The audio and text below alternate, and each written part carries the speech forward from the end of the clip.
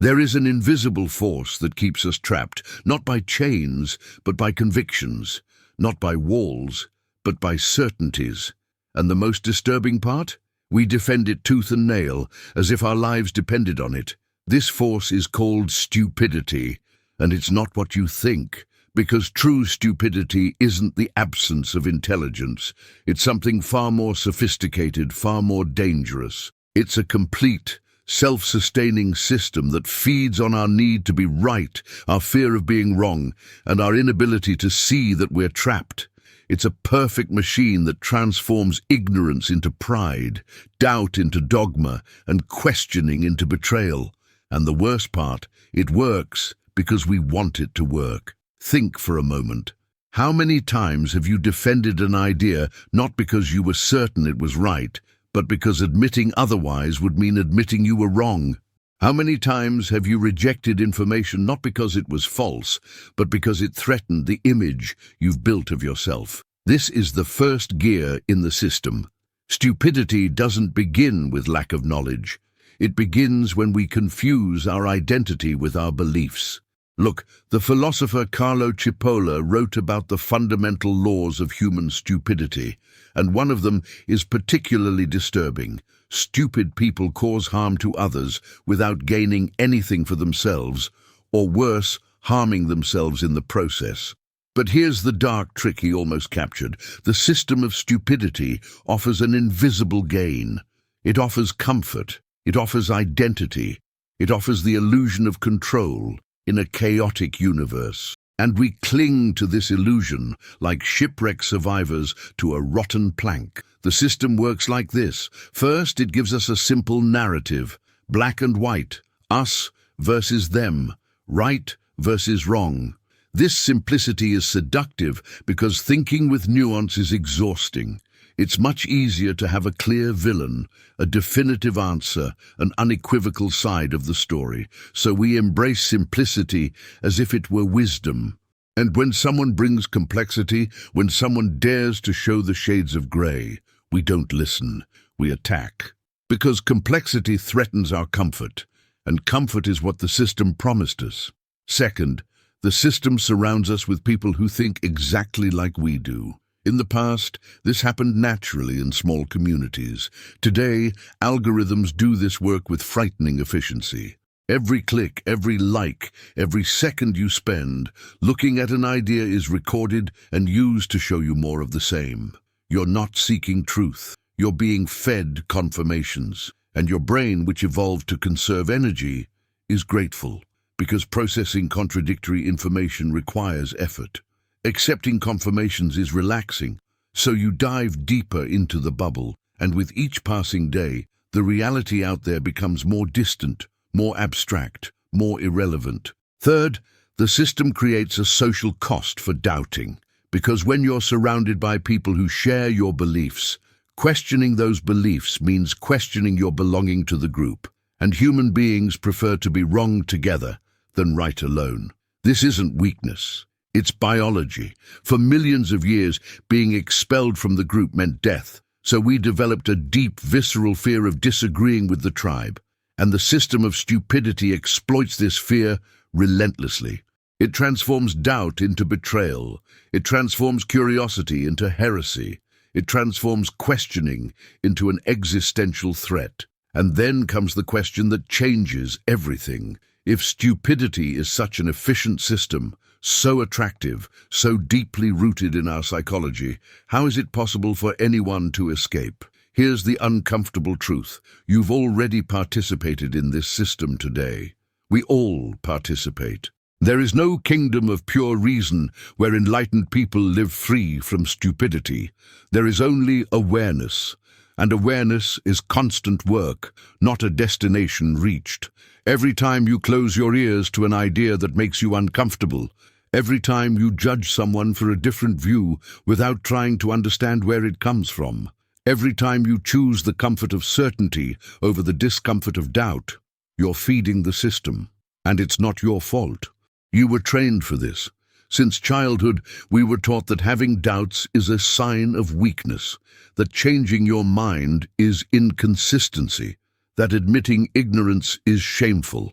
We built a world where the appearance of knowing is more valued than the wisdom of recognizing that we don't know, where people with quick answers are celebrated and people with deep questions are ignored, where gurus sell absolute certainties and honest thinkers admit uncomfortable complexities. Think about the last heated discussion you had.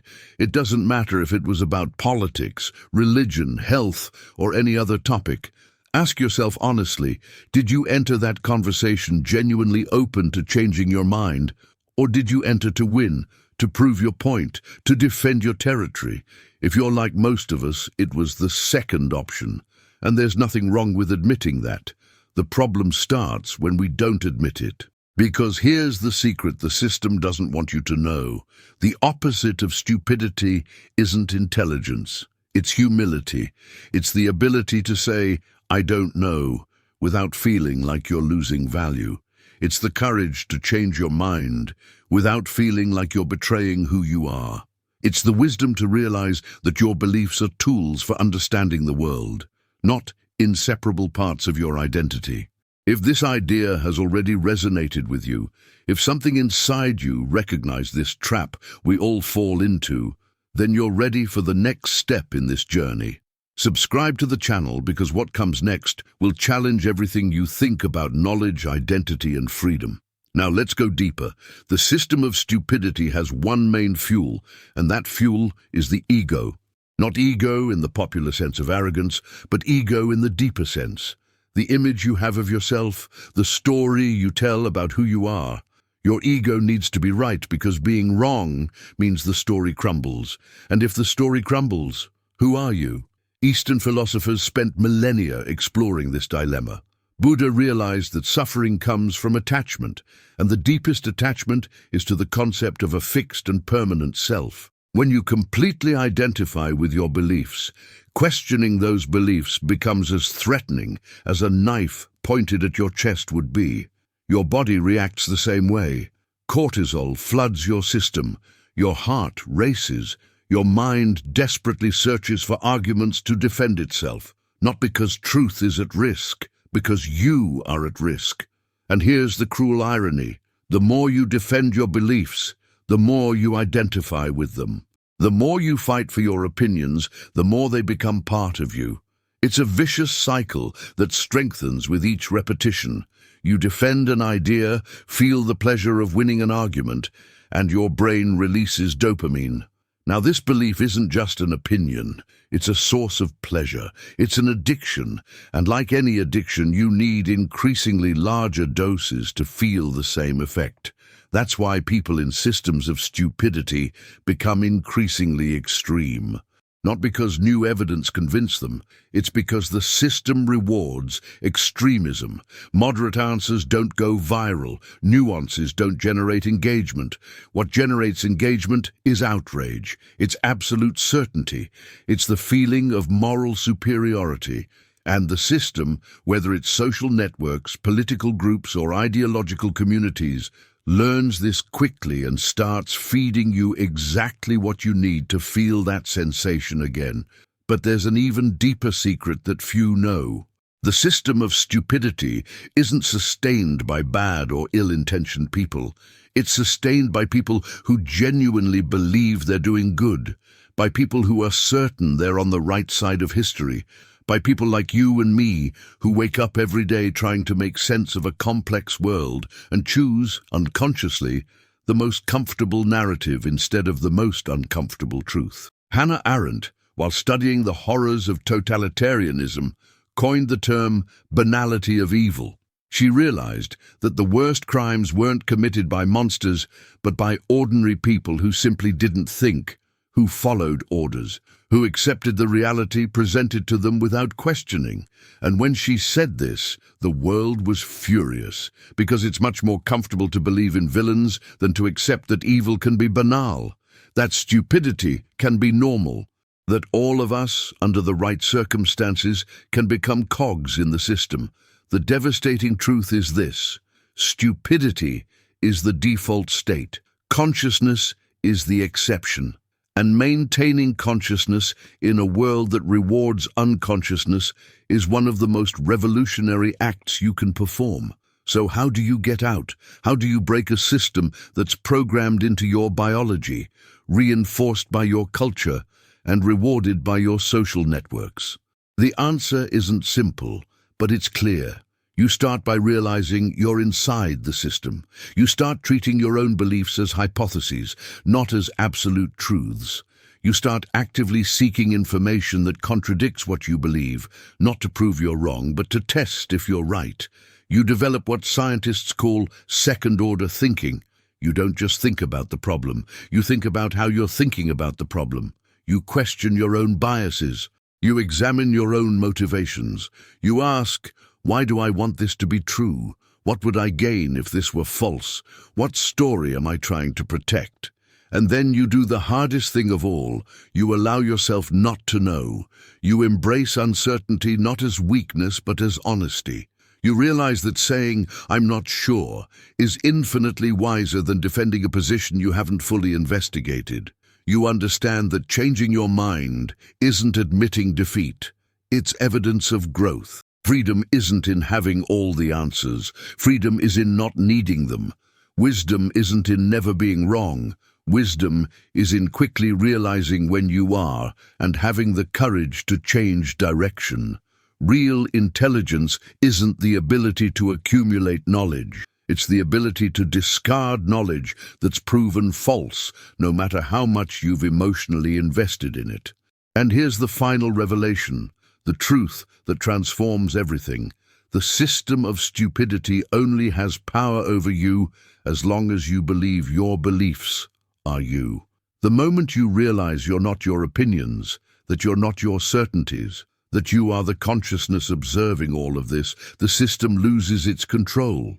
Because how can you manipulate someone who isn't attached to any narrative? How can you trap someone who isn't afraid of being wrong?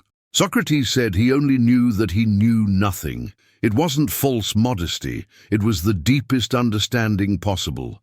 Because the moment you accept that you don't know, you become free to learn. The moment you release your certainties, you become free to discover.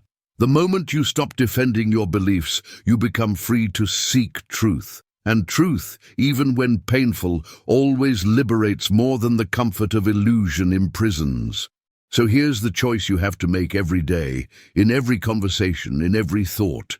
Will you choose the comfort of certainty or the freedom of doubt? Will you defend your beliefs or will you seek truth? Will you feed the system or will you wake up from it? Stupidity is a self-sustaining system, but so is consciousness.